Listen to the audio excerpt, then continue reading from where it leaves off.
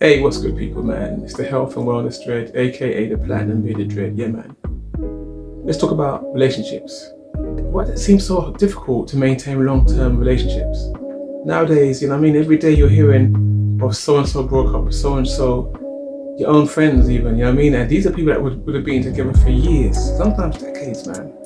And they just broke up just like that. I remember I knew a friend who, him and his wife always loved up, man. You always see them together and they were like the perfect couple. And then, I don't know how many years later, then you find out, they're getting divorced. I'm like, wow, man. So why does it seem so difficult to maintain long-term relationships? It doesn't seem like it was that way when we look at our grandparents, great-grandparents. Now, some people would argue that the reason why it wasn't like that back then is because they kept everything within the house and they suffered in silence, if you like. But based on principle, they didn't allow anyone else outside the house to know what was going on in-house. So they basically endured it. I don't know about that personally, but it doesn't seem like relationships hold their weight anymore. And that's kind of worrying, particularly when you think about the impact it can have when you have children. So I don't know, I just want to address, maybe based on my experience, because no one had the blueprint for what is a successful relationship. They can only offer their perspective based on their experience. But even if you're a psychologist and you've got degrees on the wall, you still can't, because every relationship is different. So I just want to offer my perspective on it and maybe what might help based on my own long-term experience. Remember the days when we was at school and you'd be in a relationship that lasts about a week and then you'd be on to the next one. And it was so funny because it was so innocent, it was so simple.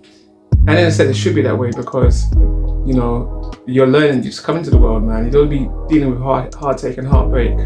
So it made a lot of sense. But then gradually, as we got older, things got a little more serious. And now, fast forward to when we're young adults or adults, it seems like when you see people who have lasted long and they're happy, that almost seems like by far the exception, not the rule. What is the magic formula that they have?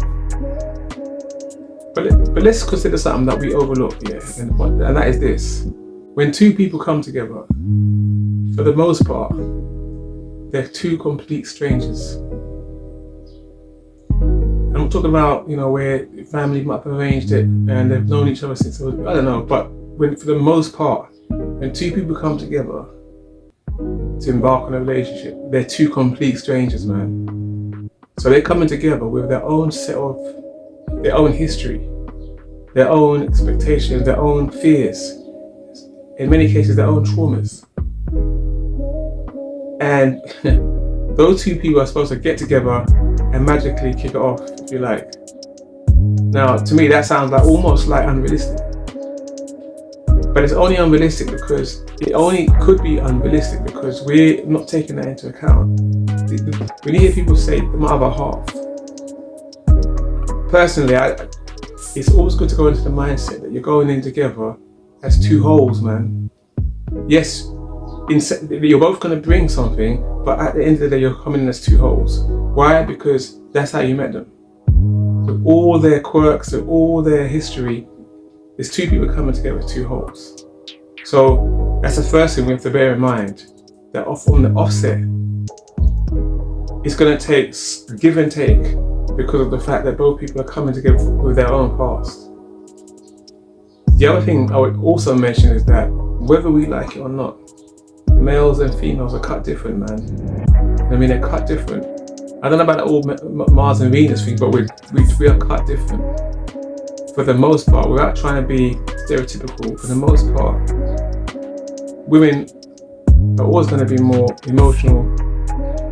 emotionally led, should I say, more nurturing and more receiving. And that's not a weakness at all, because that comes into play even more when women have children. So that's all there for a reason. And on the flip side, a man is always going to look at things more logically because he has to go out the house. He's got to protect, he's got to maintain. Again, it's not black or white, but for the most part, that's how we're built different. Also bear in mind, which is very important, is that Men are very visual, man. May sound shallow, but it is. And at the same time, women deep down know this. Because you think about it, right? If you look at this on a very primal level, a woman knows that for the most part, she can't go out there and say, marry me.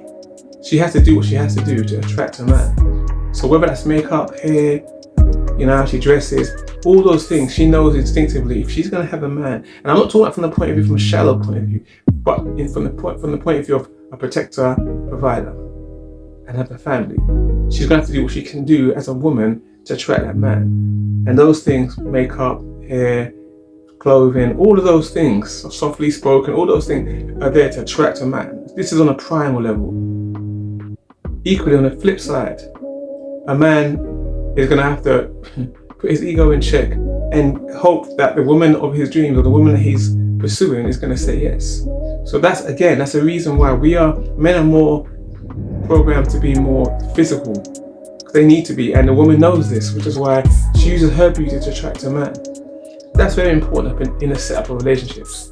It's one of the reasons why most women, even though looks are important, they tend to put that down below character, whereas a lot of men, they're driven by looks first, at least to begin with. Those things are important in the context of a relationship. So at least we know that we're going into something, not in fantasy land, where it should be like it is in the movies. That's a basic, raw truth and foundation that will make the journey easier if we are able to come to terms with that.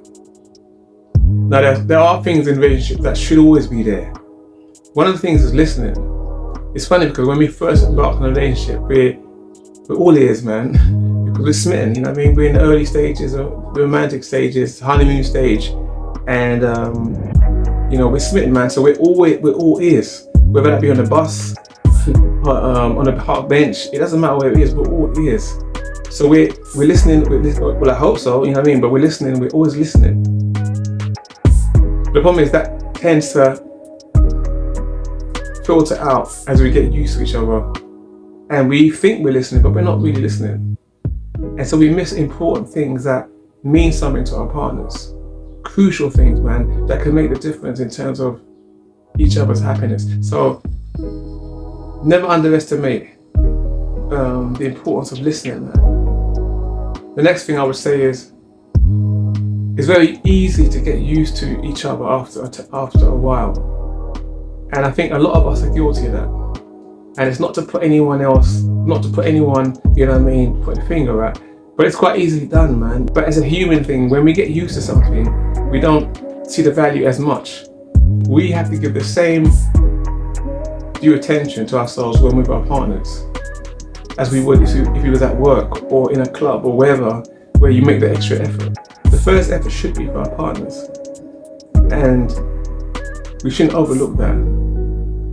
One thing that we can do is have simple date nights. Obviously it gets harder as you have children or you're working, but put aside a day, a month, each month for date nights, man. So it went back to when you started. And use that as an opportunity to exercise romance and things like that, because those things are going to slowly go into the background because of time. So we have to make that time. We have to make that time so that the other person can still feel valued as they were at the beginning of the relationship. This one's quite controversial because I said at the top of this post that women tend to be more emotional, and they've got their cycle, the monthly cycle, which affects their emotions. And as men, it's not easy in some cases, but men have to be prepared to ride with those emotions. And don't take it too personally. You have to remind yourself that unlike men, there's a lot more going on emotionally in women in terms of their hormones and in terms of their body.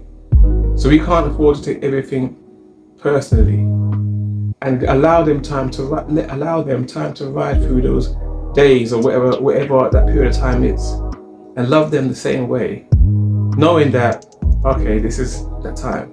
So I'm going to be patient, and this is where patience comes in, gentleness comes in, and just being attentive.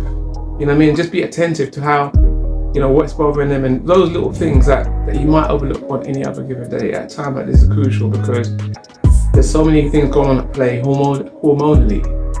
So that's what I'm saying now. As a man, you have to be patient and attentive as well.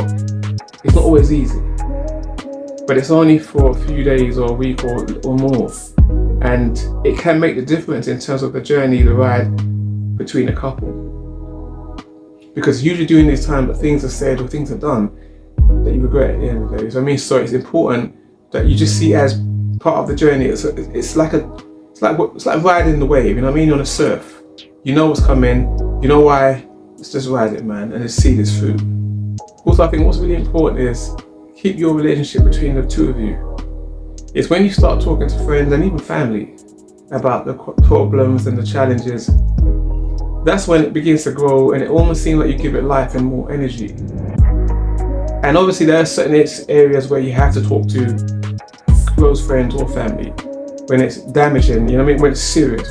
There's certain situations like that, but for the most part, when you've got little grievances, work that out between you rather than running to your friends or family, because ultimately not only does it give it more life and more legs, but they can't really give you the solution, because either one, they're going for their own challenge, or two, they're not in your shoes, man. And ultimately any advice they give you is going to affect what you do going forward, and they're not in your relationship. I remember my dad used to always say to me, when he gave me advice about relationships, he used to say to me, only you know where the shoe pinches. In other words, it's for you to know and to make that decision, or in terms of going forward. But the more you lean on the outside, the less you actually know what you're going to do and where you're going, and it becomes more blurry. So as much as possible, keep the little grievances and the problems that you're having between the two of you and talk it out. And that goes into the last thing, which is basically communicating, man. It's probably the most important. Because most of the time we're talking at each other, or maybe we're arguing, or or we're talking while we're in the middle of doing something else. And it's easily done, man. But communicating is probably the most important. Because we take those things for granted because we used to communicate, but then given time now we just abuse it, man, So communicating and looking at the person when you're talking to them, and putting down the knife, or when I say knife, I'm talking cooking now, putting down the utensils or whatever you're doing, and just give them your full attention, man, because that's one thing that can be easily lacking in relationships is attention, and it goes both ways. So be sure that whenever there's a problem, or whenever there's information shared, make sure that you're giving them each other full attention. And to top it off, man, it never harms having spicing things up in the bedroom a little bit. You know what each other likes. Don't get all complacent, man. And same old, same old. Just be mindful of those things. I'm doing that both ways now. Nothing wrong with adding a little bit of spice when and where you can, That is part of a healthy relationship at the end of the day. Anyway, man, let me know your thoughts, man. I want to know, how long have you been in a relationship, and what were your gold nuggets that you can share with us in terms of what made it last so long? I'd love to hear it. Drop your comments, man. I read them all and I always reply. Meanwhile, it's the Health and Wellness Dread signing off. Oh yeah, don't forget, like, subscribe and all that good stuff. And we can do this again. Yeah, man.